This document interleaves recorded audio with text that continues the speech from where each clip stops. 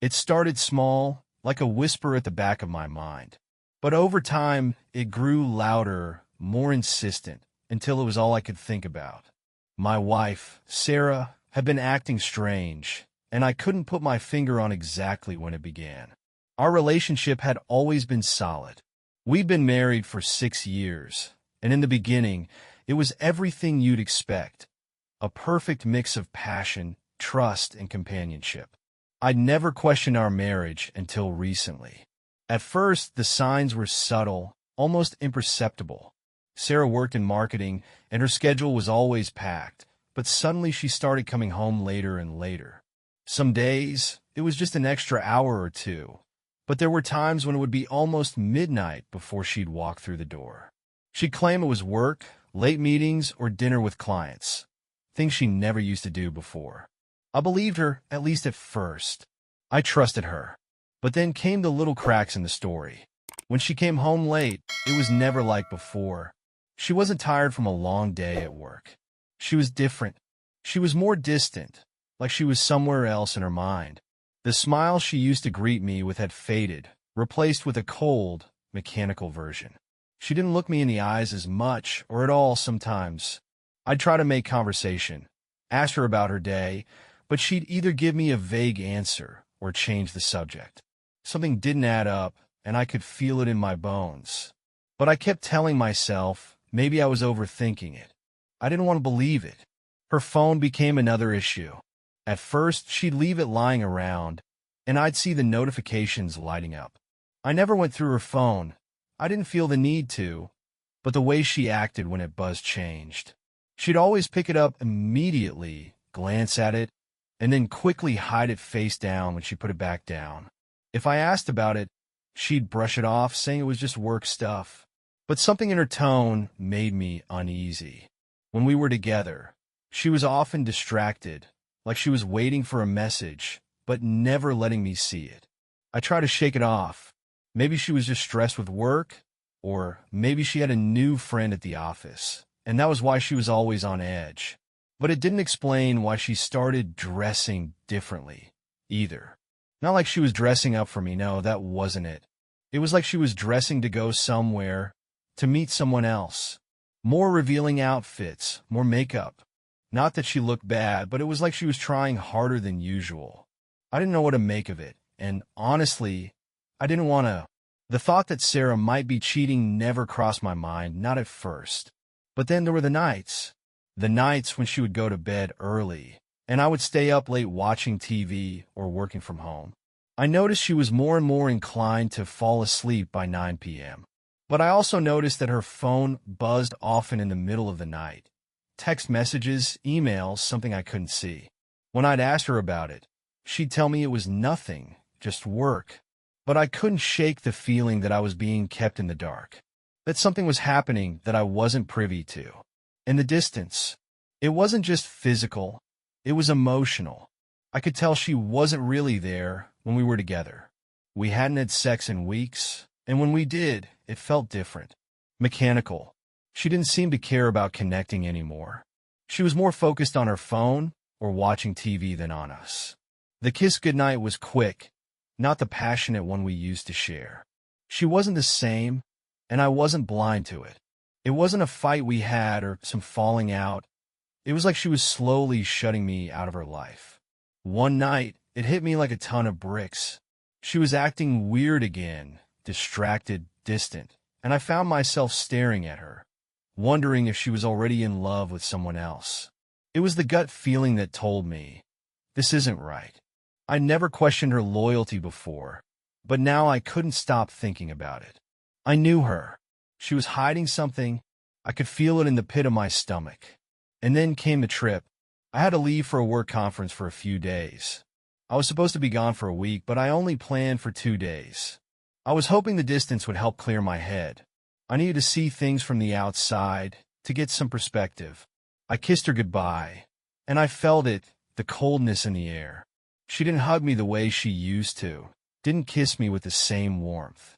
The kiss was quick and stiff, and I couldn't shake the feeling that something wasn't right. Maybe I was overthinking it, but it felt like the calm before a storm. I couldn't focus on my work during the trip. My mind kept drifting back to Sarah. I'd catch myself thinking about her late nights, the phone, the way she'd acted the last few months. It was all swirling in my head, and I couldn't focus on anything else. The worst part? I was starting to believe I was right. Maybe she was cheating on me. The thought ate at me until I couldn't take it anymore. I had to know for sure. So, I made a decision. One that I would regret, but one that would give me the answers I needed. I couldn't just sit there and wait for her to tell me. I couldn't keep ignoring the signs. Something had to be done, and that's when I decided to take action. After that sleepless night of overthinking, I knew I had to take action. Sitting around, speculating, and torturing myself with the endless what-ifs wasn't getting me anywhere. If Sarah was innocent, I'd feel stupid for doubting her, but if my gut was right, and I was convinced it was, I'd have the proof I needed. Confronting her without evidence wasn't an option. She could easily lie, deny, or turn it back on me, and I wasn't ready for that kind of mind game. The day before my business trip, I took a few hours to prepare. I researched everything I could about home surveillance systems and found a brand that had small, discrete cameras with a live feed I could access from my phone.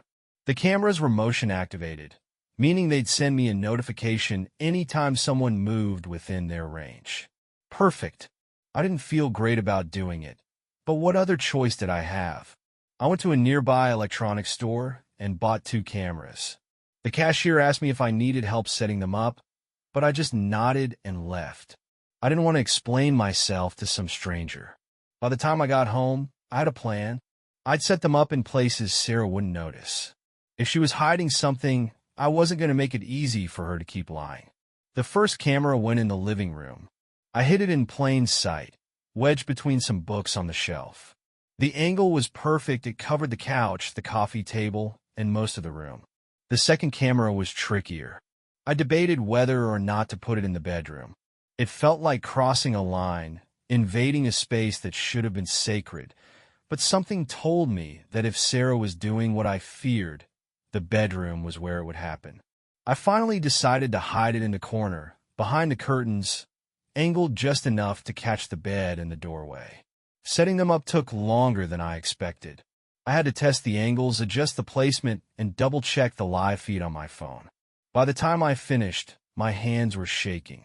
It felt like I was doing something wrong, even though I was only trying to protect myself. I told myself it was temporary, just until I got back from the trip. If nothing happened, I'd take the cameras down, and Sarah would never know. But if something did happen, well, at least I'd have the truth. The next morning, I packed my suitcase and got ready to leave. Sarah was acting normal, too normal. She kissed me goodbye at the door, but it felt forced, like she was just going through the motions.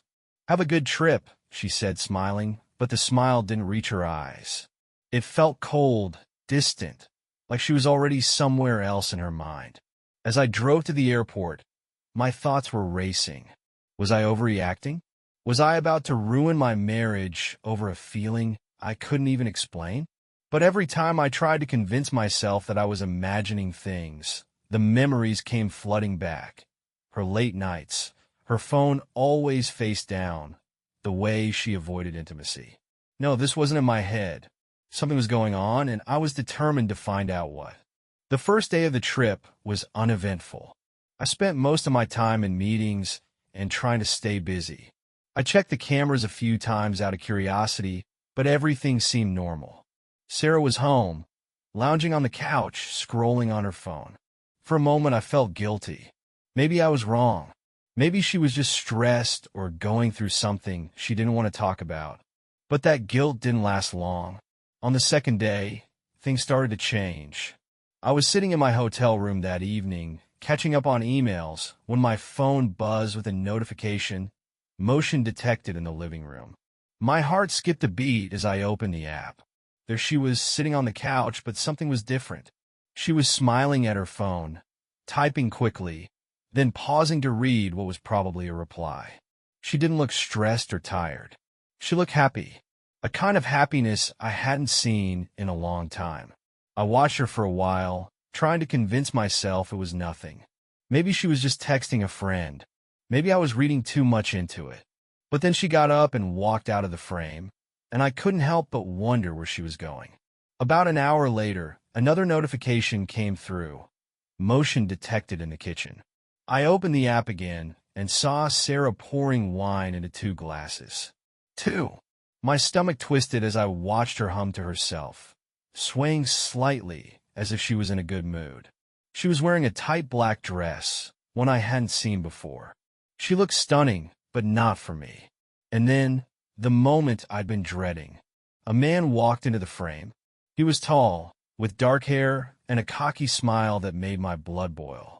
I didn't recognize him, but the way Sarah greeted him told me everything I needed to know. She walked right up to him, wrapped her arms around his neck, and kissed him like she hadn't kissed me in months. It wasn't a friendly peck. It was deep, passionate, the kind of kiss that made my stomach churn. I sat there, frozen, watching as they laughed and talked like they didn't have a care in the world. He sat on the couch, drinking the wine I'd bought, while she curled up next to him, her head on his shoulder. My living room, the space we'd built together, now felt like a stranger's house. The worst part was the ease with which she did it. There was no hesitation, no guilt. It was like she'd done this 100 times before. I wanted to smash my phone, scream, do something, but all I could do was sit there, staring at the screen, feeling my world crumble around me. That night, I couldn't sleep. Every time I closed my eyes, I saw them together, laughing, touching, kissing. I kept replaying the footage in my head, over and over, wondering how long this had been going on and how I hadn't seen it before. The betrayal was like a knife in my chest, twisting deeper with every thought. And I knew this wasn't over. Something told me that what I'd seen was just the beginning. By the 3rd day of my business trip, I felt like a man possessed. I couldn't concentrate on anything. Every meeting blurred together. My colleagues' voices sounded like static, and my phone burned a hole in my pocket. I'd become obsessed with checking the camera feeds. Even though I hadn't seen anything damning yet beyond their little kiss and cuddling on the couch, my instincts told me the worst was yet to come. I tried to convince myself it was possible Sarah had made a mistake, that maybe it wasn't as bad as I thought.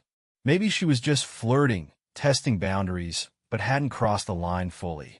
I held on to that sliver of hope because the alternative was too painful to accept. But that hope shattered completely when my phone buzzed at 9:04 p.m. with a notification that would destroy my world. Motion detected in the living room. I opened the camera feed immediately, my heart pounding in my chest. There she was, standing in the living room, fixing her hair and smoothing out a tight red dress that I didn't recognize. I don't know what hurt more, the fact that she looked incredible or the fact that she wasn't dressing up for me. She glanced at herself in the hallway mirror, adjusting her lipstick, her expression full of anticipation. Then, at 9:08 p.m., the front door opened, and he walked in again. It was the same man from the other night. Tall, broad-shouldered, with that same arrogant grin plastered across his face. This time, he carried a bottle of wine in one hand and a bouquet of flowers in the other. I clenched my fists so tightly that my nails dug into my palms. Flowers? He was bringing flowers to my wife in my house. Sarah's face lit up when she saw him. She practically skipped over to him, throwing her arms around his neck and kissing him like they were star-crossed lovers reunited after years apart. They laughed together, whispered something I couldn't hear, and then she led him to the couch. I stared at the screen, frozen, as they sat down, her body language completely open and comfortable. She was leaning into him, her hand on his thigh, laughing at something he said. She poured them each a glass of wine, and they clinked their glasses together like they were toasting to their little secret. My stomach twisted as I watched her lean in, kissing him again, this time deeper, hungrier. His hands moved to her waist, pulling her closer as she climbed onto his lap. My mind screamed at me to turn it off, to stop torturing myself, but I couldn't look away. It was like watching a train wreck in slow motion. After a few minutes of this, Sarah stood up, grabbed his hand, and led him toward the bedroom. My heart sank as I switched to the bedroom camera, knowing exactly what I was about to see, but praying I was wrong. They entered the room, and Sarah didn't waste any time. She pushed him onto the bed and climbed on top of him, her dress hiking up as she straddled him. He laughed, running his hands up her thighs, and she leaned down, kissing him with a passion I hadn't seen from her in years. My chest tightened as I watched her slide the straps of her dress off her shoulders, revealing bare skin that he was all too eager to touch.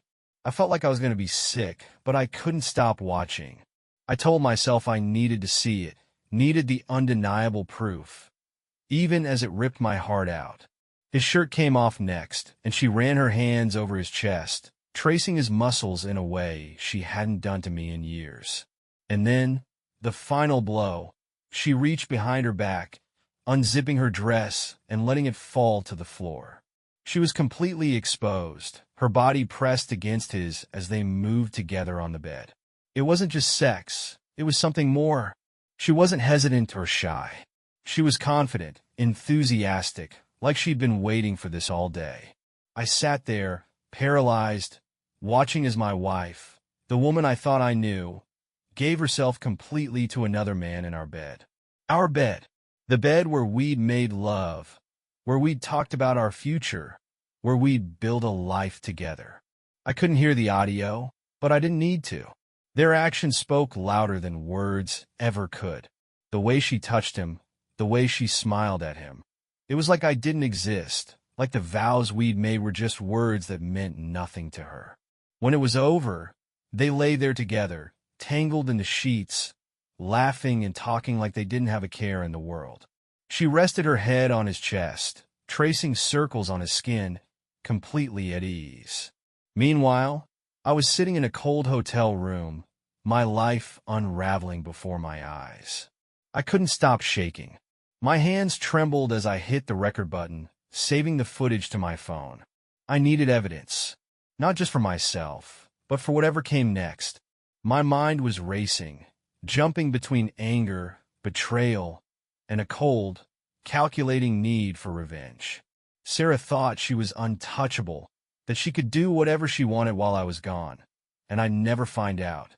But she was wrong. She had no idea that I was watching, that I knew everything. I didn't sleep that night. Every time I closed my eyes, I saw them together. Her body pressed against his, her face lit up with a happiness she hadn't shown me in years. The betrayal wasn't just physical, it was emotional. She'd given him everything that used to be mine. By the time morning came, my grief had hardened into something else. I wasn't just going to confront her. I wasn't just going to leave her. I was going to make her regret ever thinking she could betray me. The flight home felt like an eternity. Every minute in that cramped seat, every glance out the window at the clouds below, only fueled the fire burning inside me. I had replayed the footage in my mind 1,000 times, each loop sharpening my anger. I wasn't just coming home to confront Sarah. I was coming to end this charade and make sure she understood the gravity of what she had done. I didn't text her to let her know I was on my way. I wanted to catch her off guard, to see her raw, unfiltered reaction. My heart pounded as I pulled into the driveway, noticing her car parked neatly in its usual spot. The house looked so normal from the outside, like nothing had changed. But I knew better. I unlocked the front door and stepped inside. The faint smell of her perfume lingered in the air, mixed with the stale scent of wine from the night before. She was in the kitchen, humming to herself as she wiped down the counters, her back to me. She didn't notice I was there until I dropped my suitcase onto the floor with a loud thud. She turned around, her face lighting up with a smile. Fake, practiced, the kind she used to give me when she wanted something. "You're home early," she said, her voice dripping with sweetness. I didn't smile back. I didn't say a word. Instead, I pulled my phone from my pocket, opened the camera app, and tapped on the save footage. Her smile faltered as I held the screen up for her to see. "What's this?" she asked, her voice trembling just slightly. "You tell me," I said coldly. She took a step closer, her eyes narrowing as she stared at the screen. The color drained from her face as the video played. The man walking into our house, the kiss, the couch, the bedroom. I could see the exact moment she realized she'd been caught. This isn't what it looks like, she stammered, her voice rising in pitch. Oh, it's exactly what it looks like, I shot back, my voice like ice. You think I'm stupid? You think I wouldn't find out? She shook her head, her hands trembling as she reached for me. Please listen to me. It didn't mean anything. It was just one time. I laughed bitterly, cutting her off. Don't you dare lie to me. I saw everything. The wine, the flowers, the way you looked at him. One time? You think I believe that?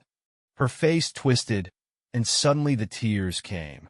But they weren't tears of guilt or regret.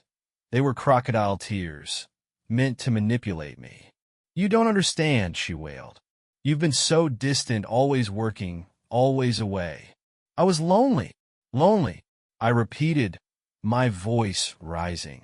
So your solution was to screw some random guy in our bed? To betray me while I was out working to provide for us? She crossed her arms, her tears drying up almost instantly as her expression hardened. Maybe if you paid more attention to me, I wouldn't have had to look elsewhere, she snapped. Her audacity was like a slap in the face. You're blaming me for this? Are you serious right now? You don't get it, she screamed, her voice reaching a hysterical pitch. You're never here. You're always working, always putting your career first. What was I supposed to do?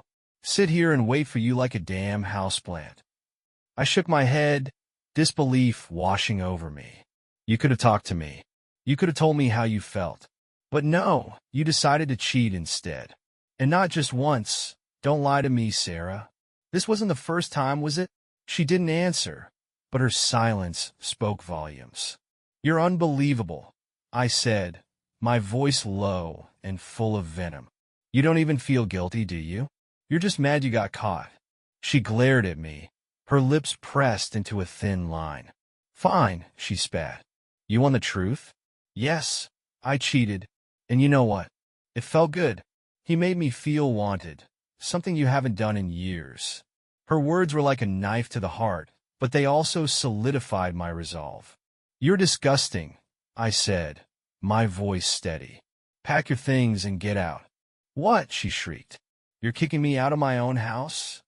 It's not your house anymore, I said firmly. You lost that right the moment you brought him here. She launched into a tirade, screaming, crying, calling me every name in the book. But I didn't care. I stayed calm, unmoving, as she packed her things. She tried to bait me, tried to make me feel guilty, but I didn't bite. I was done with her games. As she stormed out the door, suitcase in hand, she turned back to me one last time. You'll regret this, she hissed. No, Sarah, I said, my voice cold and final. You're the one who's going to regret it.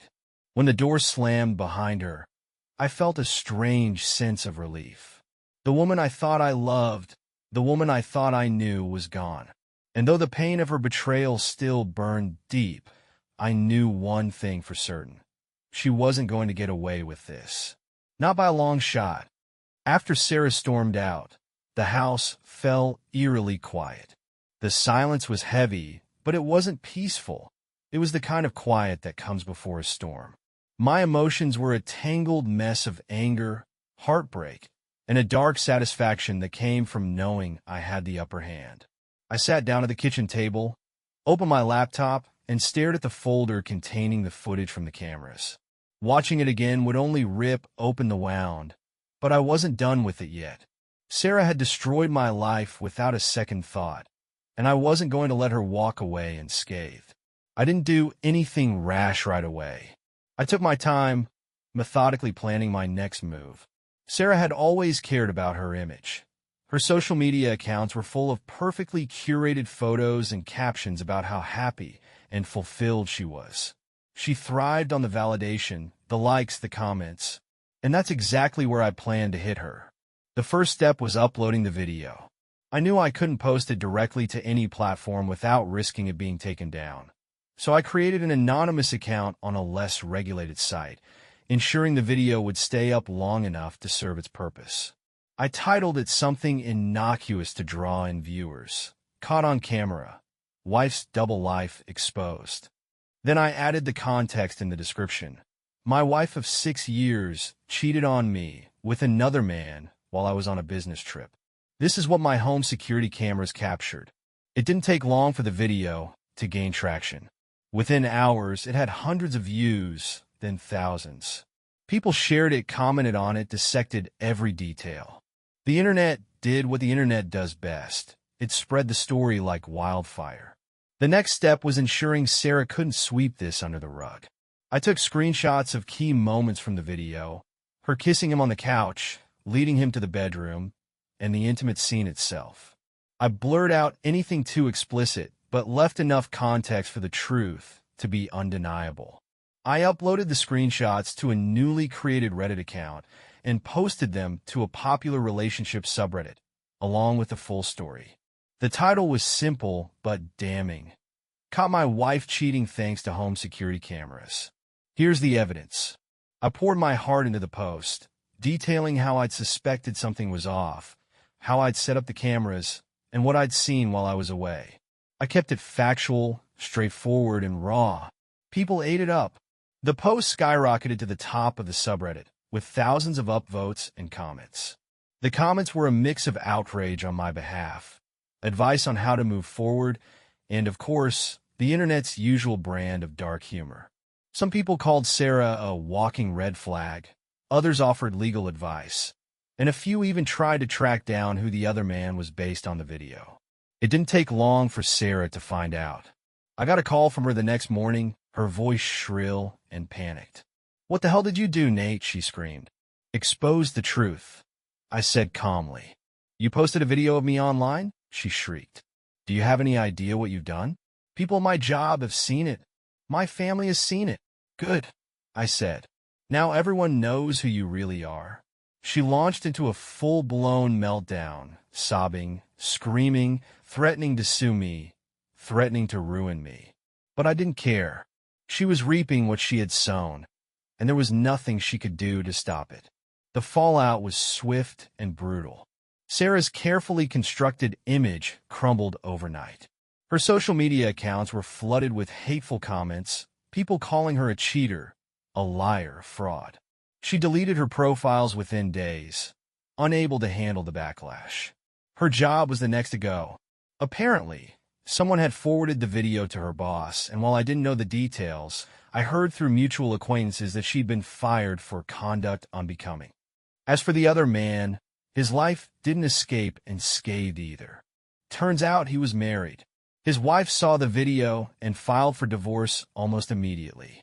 The two of them had been exposed for what they were: selfish, deceitful people who didn't care who they hurt. I wish I could say the whole ordeal brought me peace, but the truth is, it didn't. Revenge might feel good in the moment, but it doesn't undo the damage. It doesn't fix the betrayal, or the pain, or the sleepless nights spent wondering what went wrong. In the end, I moved on. I filed for divorce, cut all ties with Sarah, and started rebuilding my life. It wasn't easy, but it was necessary. And though I'll never forget what she did, I'm glad I stood up for myself. Sometimes the only way to heal is to burn the bridges that hurt you, and make damn sure they stay burned.